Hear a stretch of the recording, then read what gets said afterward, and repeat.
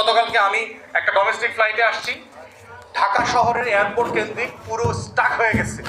East তিমুরের প্রধানমন্ত্রীরা president আসছে আমাদের বিজয় দিবস উপলক্ষে, তাকে রিসিভ করতে প্রধান উপদেষ্টা গেছে। ইস্ট তিমুরও একটা দেশ, সেই দেশের একটা প্রধানমন্ত্রী আর প্রেসিডেন্ট বাংলাদেশে আসবে, তার জন্য প্রধান উপদেষ্টাকে কেন এয়ারপোর্টে যাইতে হবে উইথ টোটাল ভিআইপি প্রোটোকল? মানে আপনার সাথে ব্যক্তির সম্পর্ক, আপনি নোবেল পুরস্কার পাইছেন, সেও পাইছে, সো হোয়াট? আপনি রাষ্ট্রের 20 কোটি মানুষকে জিম্মি করে ফেলবেন?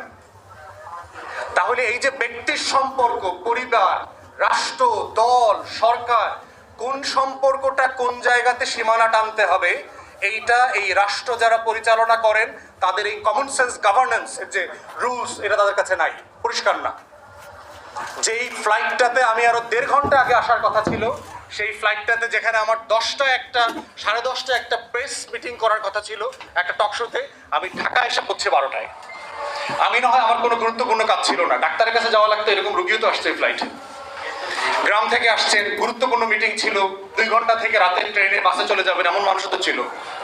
এই মানুষগুলোর কষ্টের কি হবে? আমি প্রচুর অ্যাম্বুলেন্স দেখলাম এখানে, একই রকম ট্রাফিকে। আমার না হয় 2টায় বাসায় গেলে সমস্যা নাই, কিন্তু এই যে গাড়িগুলার অ্যাম্বুলেন্সগুলো যে 2 ঘন্টা আটকে গেল। তাহলে যে কারণে আমরা আগের গভর্নেন্সকে বলেছি যে নতুন রাষ্ট্রীয় বন্দোবস্ত দরকার, আমরা হাসিনার ফ্যাসিবাদকে ফেরত চাই না, আপনাদের নতুনদের আচরণে খাইসরতের কোনো পরিবর্তন তো দেখতে পাচ্ছি না আমরা। কিভাবে আমরা আপনাদের উপর ভরসা করব? আমরা তো আপনাদের উপর ভরসা করতে চাই, কারণ আপনারা মিছিল মিটিং না করে, লড়াই না করেও আল্লাহর ওয়াস্তে আমাদের বদৌলতে না ক্ষমতায় বসছেন। লড়াই তো আমরা করছি। তো যাদের বদৌলতে ক্ষমতায় বসছেন তাদের কথা আপনারা ভুলে যান কিভাবে 4 মাসের ব্যবধানে? যে তাদের কিসে কষ্ট হয়, কিসে লাভ হয়? আপনি একটা ডেপুটি সেক্রেটারিকে পাঠিয়ে দিতেন একটা গাড়িতে করে। আপনার যাওয়ার প্রোটোকল এবং আসার প্রোটোকলটা চিন্তা করেন। 4টা ঘন্টা ঢাকা শহরের মতো একটা ব্যস্ত জায়গা, সবচেয়ে গুরুত্বপূর্ণ ভিআইপি রোড স্টাক হয়ে গেছে। তাহলে এটা কেন বলছি? এগুলোই হচ্ছে এই রাষ্ট্রের স্বাস্থ্যসেবা খাত থেকে শুরু করে প্রত্যেকটা জায়গায় যে গভর্নেন্সের ক্রাইসিস চলছে, এই ক্রাইসিসকে অ্যাড্রেস না করতে পারার সংকট।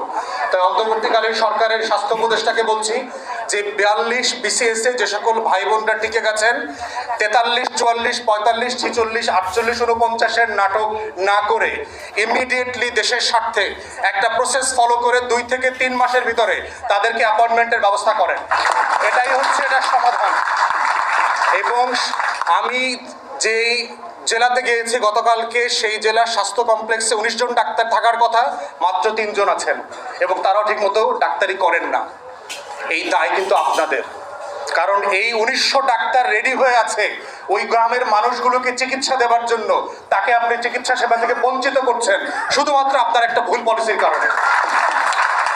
অতএব আমরা পরিষ্কার করে বলছি যে রাষ্ট্রের সেবা সংস্কার পরিবর্তনের প্রধানতম জায়গা হচ্ছে, গুরুত্বপূর্ণ খাত হচ্ছে স্বাস্থ্যসেবা খাত। এবং ডেঙ্গুতে প্রতি বছর প্রতিদিন যেভাবে মানুষ মারা যাচ্ছে, এইটা কোনোভাবে যদি আপনারা বন্ধ করতে না পারেন, তাহলে বাংলাদেশ রাষ্ট্রের কিন্তু অবকাঠামো যা আছে তা আরও ভেঙে যাবে। কারণ চিকিৎসা সেবা ফাংশনাল না থাকলে যেটা হয়, দিনে দিনে আপনার ওখানকার যে মেশিনারি আছে, মেশিনারিগুলো নষ্ট হয়ে যায়, ট্রেনিং নষ্ট হয়ে যায়, টেকনিশিয়ান যারা আছেন তারাও সেবা দিতে ভুলে যান, এবং সেবা না পেতে পেতে যেটা হয়, রুগীরা দিন শেষে ওই স্বাস্থ্যসেবা কমপ্লেক্সে আর যান না, ওনারা প্রাইভেটমুখী হয়ে যান, কারণ ওনারা বুঝেন যে এই রাষ্ট্র আমাদেরকে সেবা দিবে না। অতএব এই যে সংকট, বিশ্বাসের এবং আস্থার ঘাটতি তৈরি হচ্ছে, এই ঘাটতি তৈরি হওয়া বন্ধ করেন। এই বন্ধ করার একটা বড় জায়গা হচ্ছে বাংলাদেশে যে হাজার হাজার ডাক্তারদের, নার্সদের পদ খালি পড়ে আছে, সেই পদগুলো ফিল করেন। নার্সদের ক্ষেত্রে একই রকম দেখলাম, হাজার হাজার কোয়ালিফাইড নার্স, তারা কাজ পাচ্ছে না। আবার পত্রিকায় দেখছি 30,000 নার্সের পোস্ট নাকি খালি। What a contradiction! আবার বাজেট শেষে দেখতে পাচ্ছি খরচ করতে না পারার কারণে 30,000 কোটি টাকা, 39,000 কোটি টাকা মন্ত্রণালয়ে ফেরত গেল। তাহলে আপনি টাকা খরচের প্ল্যান করলেন, খরচ করলেন না।